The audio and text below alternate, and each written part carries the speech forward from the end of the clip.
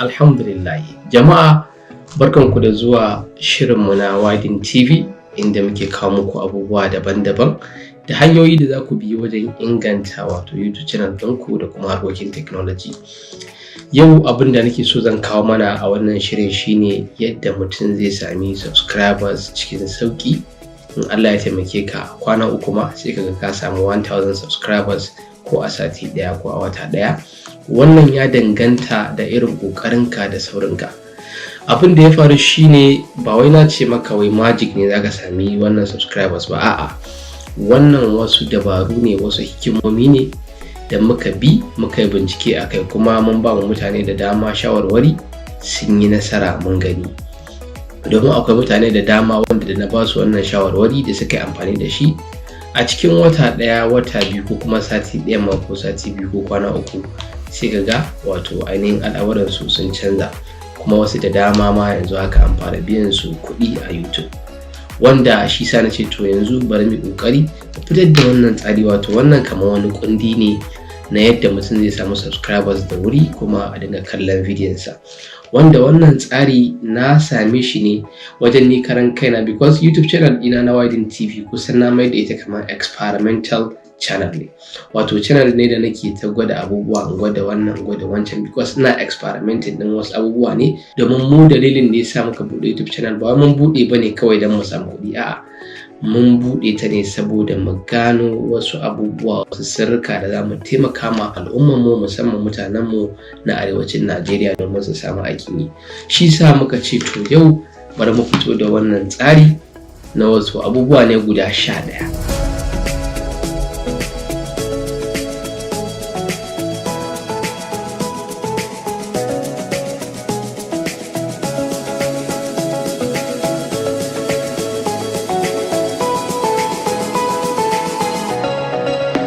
Abubuwa guda 11 ne wanda idan ka bi su za ka samu subscribers 1000 nan a ƙanƙanin lokaci, watakila a kwana uku ma.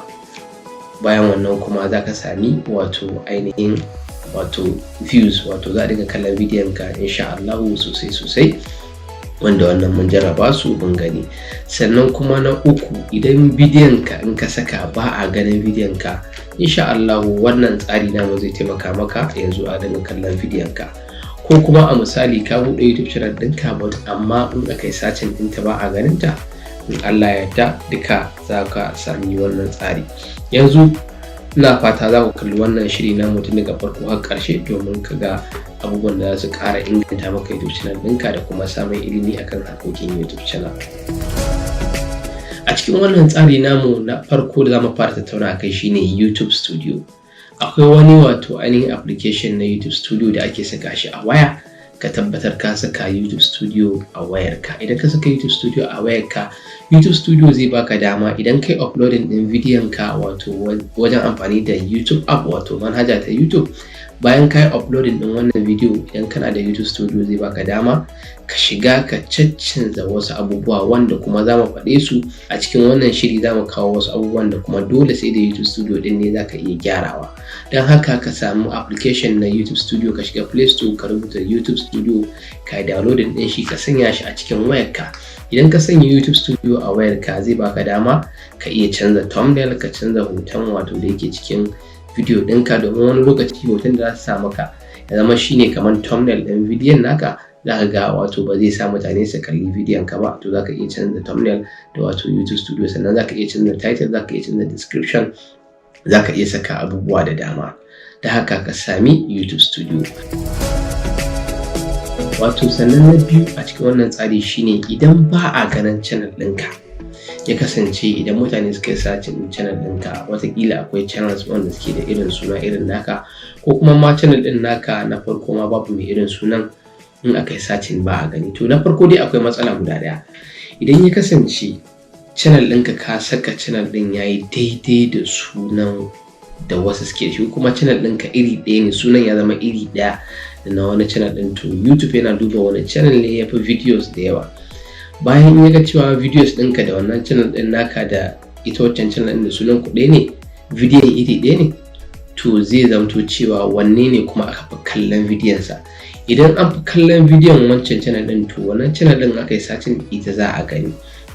Idan kuma cewa channel ɗinka ce tafi videos to za a ga channel ɗinka, in kuma channel ɗinka karama ce zai zamto ba za a gani ba. To ta ya za ka yi ko da a ce wannan channels ɗin nasu akwai videos da yawa kuma akwai views da yawa sun fika, ya za a yi a ga channel ɗinka, ko kuma in ma channel ɗinka sabuwa ne aka yi searching ba a gani.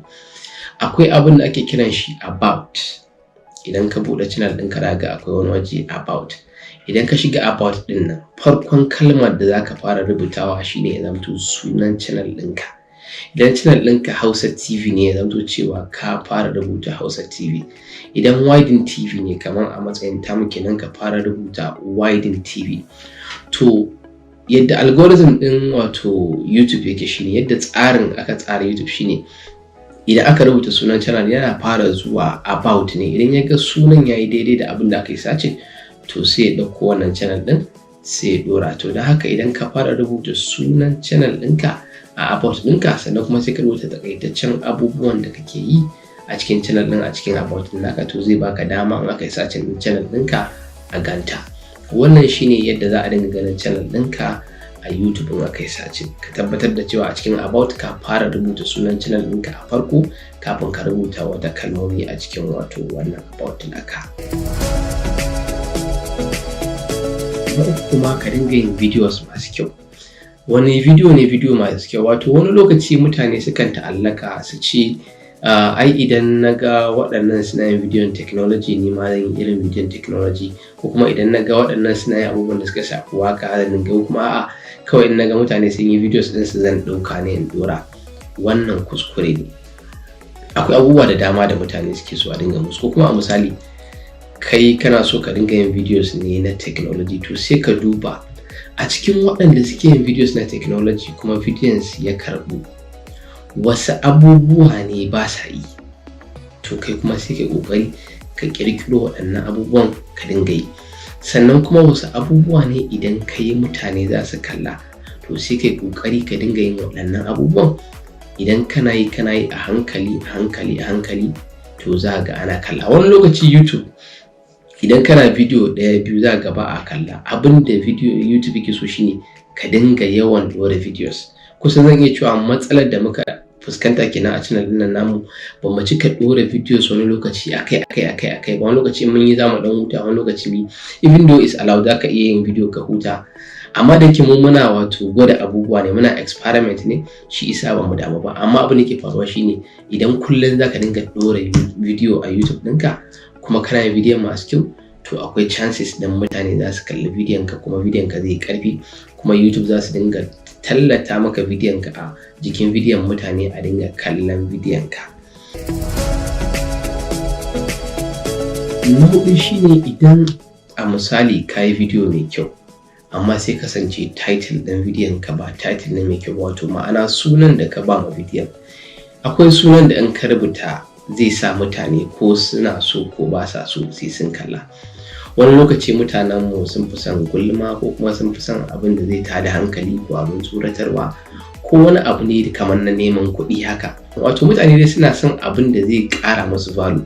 So title ɗinka ka zanto cewa in za ka yi title ɗinka ba kawai ka rubuta bane anyhow, sai ka zauna ka yi nazari ka yi tunanin wani title ne idan ka yi mutane za su danna kuma suna nema. Wato title ɗin ya zanto cewa yana janyo hankalin mutane domin za su kalla. Wani lokaci za ga akwai musamman waɗanda suke yin abin da ya shafi irin harkar fina-finan bidiyon fina-finai da irin labaran fina-finan nan, za ga sukan ɗan rubuta wani title da zai sa mutane na gulma haka, sai ga mutane sun fi kalla. To ya zamto cewa kana yin title ɗin bidiyon ka mai kyau wanda zai janyo hankali, shi ma zai sa a kalli bidiyon ka a takaitaccen lokaci. Sannan na biyar, good video description. Menene description? Wato kun san cewa idan misali ka yi video ka uploading ɗin bidiyon ka, bayan wannan sunan da ka ba ma bidiyon akwai wani waje na description. Description ɗin nan shine takaitaccen bayanin abin da shi wannan bidiyon ya kunsa. To ya za ka yi ya kasance idan ka yi bidiyon ka mutane in suka yi searching bidiyon ka zai dinga ɗorawa, kuma zai taimaka YouTube su dinga saka bidiyon ka a jikin bidiyon mutane, shine bayanin da kai a jikin description. Especially idan mutane suka yi search, idan kana so mutane su bidiyon ka dinga appearing, to akwai wasu kalmomi da zaka dinga dan jejjefa su a cikin description ɗinka. Kamar a misali Hausa, kaman best video, kaman documentary Hausa, kaman wasu kalmomi da mutane dai suka fi searching a kai, kaman arewa, kaman irin su kalmomi dai da kasancewa mutane suna yawan searching a kai, kaman sabon, kan ga ana ɗan daddana ga wani ya ce sabon waka, sabon fim, sabon shiri, sabon kaza. To za ka iya sassaka waɗannan kalmomin a cikin bayaninka na cikin description ɗinka, sannan kuma ya ƙunshi takaitaccen bayanin abin da bidiyon ya ƙunsa. To in aka yi searching za ka ga mutane bidiyon ka ya appearing a jikin bidiyon mutane da wasu suke nema, wanda zai ba da chances kalli bidiyon ka. Sannan na shida, good thumbnail. Wato menene thumbnail? Wato thumbnail shine hoton da yake nunawa a jikin bidiyon ka. Idan kai uploading na video, YouTube yana ɗauko wato wani hoto guda ɗaya da yake ɗorawa, sai ya zamto cewa shine kamar hoton da mutane za su kalla sai su danna. Wani lokaci mutane sukan ɗauki wannan abin da wasa. To lallai wannan abin ba abu ne da aka ɗauke shi da wasa ba, domin shine yake taimakawa idan mutum ya kalli title ɗin ya masa kyau. Wannan hoto shine yake ba mutum tunanin in danna ko kan in danna. To ya zamto cewa thumbnail ɗinka kana designing ɗin thumbnail ɗinka da wato ainihin application mai kyau na waya, ka designing ɗin thumbnail ɗin, sai ka yi amfani da YouTube Studio, ka je ka danna edit, sai ka zaɓi sabon picture ɗin da ka designing ɗinsa daga jikin wayarka, sai ka uploading ɗinsa wajen amfani da YouTube Studio. Wannan zai taimaka idan mutane suka ga thumbnail ɗinka ya yi kyau, hoton kawai za ka ji mutum ya cika bara in danna in gani a ciki. Wani lokaci ko bidiyon ka yana da kyau ko title ɗinka yana da kyau, idan thumbnail ɗinka ba shi da kyau to zai sanya mutane ba za su kalli bidiyon ka ba. Wannan mun gwada shi, mun testing akan videos ɗinmu da dama, kuma mun gani, kuma mun ga amfaninsa, kuma mun ga wato sirrin da yake cikin thumbnail. Shi isa muka ga ya kamata ka tabbatar da cewa ka yi thumbnail mai kyau. In ka yi thumbnail mai kyau zai taimaka maka mutane su kalli bidiyon ka. Sai na bakwai kuma shine end screen. Menene end screen videos? Wato end screen videos shine idan kana kallon videos ɗin wasu channel, za ga idan ka zo kusan ƙarshe, ko videos ɗin ma na channel ɗinmu, za ka ga idan ka zo ƙarshe sai ka ga ya nuna maka wani video wato guda 2 ko 3 da kuma subscribe. Wannan yana taimakawa mutane su kalli videos ɗinka, sannan kuma ka samu subscribers sosai, domin suna dannawa kawai ga nuna musu subscribe sai su subscribe. Wato hanyar dabara ake. Shi wannan ba wai ana amfani da YouTube Studio bane, a'a, abin da ake shine za ka shiga www.youtube.com. idan ka tafi ɗin youtube.com, in ka shiga sai ka shiga wato ainihin channel ɗinka. In ka shiga channel ɗinka sai ka duba wajen YouTube Studio. In ka shiga YouTube Studio da a cikin browser ɗinka kenan, sai ka je wajen content wato wajen videos ɗinka. In ka je wajen videos ɗinka sai ka danna edit wato wajen alamar wannan biro ɗin. To idan ka shiga a ɗan gefe hannun daman ka za ga wani waje end screen, sai ka danna shi. In ka danna shi sai ka zaɓi irin end screen da kake so, sai ka zaɓi kuma bidiyon da kake so ya appearing a cikin wannan bidiyon naka. Zai taimaka ka sami subscribers sosai, sannan kuma zai taimaka maka mutane su dinga kallon sauran videos ɗinka. Sannan kuma na 8, ka tabbatar bidiyon ka a public yake. Wani lokaci mutane suna yin kuskure, za ka uploading ɗin bidiyo amma kuma bidiyon naka ga ba a ganin sa. Me yasa ba a gani? Akwai waje da ake saka public ko private. Idan bidiyon ka yana private ne ba za a gani ba, ko kuma ka sa shi a wani mode da yake ba public ba, mutane ba za su gani ba. Ka tabbatar cewa yana public, to zai ba da dama kowa da kowa ya gani. Ya ake a gane cewa bidiyo yana public ko ba public? Shine kai amfani da YouTube Studio ɗinka na jikin wayarka. In kai amfani da shi sai ka shiga, sai ka activate ɗin shi, ya zanto cewa yana public. Sannan na 9, akwai waje da in ka zo uploading ɗin video yana baka dama not for children ko kuma for children. Idan ka ce for children, ma'ana ka ce wannan na yara ne, domin akwai wani sabon doka da YouTube suka yi na cewa ba kowane video ne za a bari yara su kalla ba. To idan kasance ka saka bidiyon ka domin yara wato for children, na farko ne wannan bidiyon ba zai kawo maka kuɗi ba, sannan kuma za su wato ta'allaka shi da yara ne za su kalli wannan bidiyon naka, wanda kuma yara a YouTube ba su da yawa. To sai ka sa shi a not for children. in ka sa shi a not for children zai zamto kowa da kowa zai kalli bidiyon naka amma ban da yara. Wannan shine zai baka dama mutane su kalla sosai, sannan kuma zai baka dama ka samu kuɗi, domin a bidiyon yara ba a saka talle. Da haka in kai bidiyo ka saka for children to ka tabbatar da cewa ba zai kawo maka kuɗi ba kuma ba za a kalla sosai ba. Da haka ka tabbatar cewa ka sa shi a matsayin not for children. Wannan shine tsarin da ya kamata mutane su lura sosai su gyara. Na goma shine sai ka ce ma mutane su subscribing. Idan mutane baka ce musu su subscribe ba za su subscribe ba. Sai ka ce ma mutane su like. In baka ce ma mutane su like ba za su like ba. Da haka a bidiyon ka a farko ko a ƙarshe ka dinga cewa da Allah ai maka subscribe, kuma ka bi shi da wato kalma mai daɗi ka ce wa mutane da Allah su taimaka su yi maka subscribe. Da haka mu ma ku taimaka ku yi mana subscribe idan kun ji daɗin wannan bidiyon, kuma ku danna mana like da Allah yanzu. Da haka ka ci gaba ka tabbatar ka ce mutane su yi subscribing. Idan mutane ka ce musu su yi subscribing to za su yi maka subscribing. Sannan na 11 shine wato shi kanshi subscribe din nan akwai animation da ake neman su a YouTube. In ka je ka ce subscribe green screen kai typing din shi a YouTube za ka ga waɗannan videos din da yawa. Mutane suna tambaya na ya ake da Allah a samu wannan abin subscribe da nake dora a video.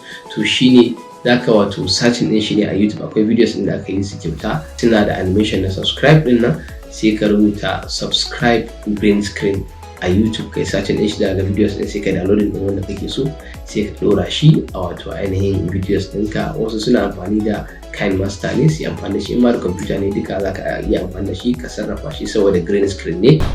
Haka ake sakawa sai kai amfani da wannan animation, wanda wannan animation yana zuwa ne da tsari mai kyau ta yadda zai koya wa mutane yadda za su yi subscribe din su gan shi dalla-dalla, domin wani ma bai san yadda zai yi subscribe din ba, amma animation din zai taimaka masa ya koyi yadda zai subscribe din.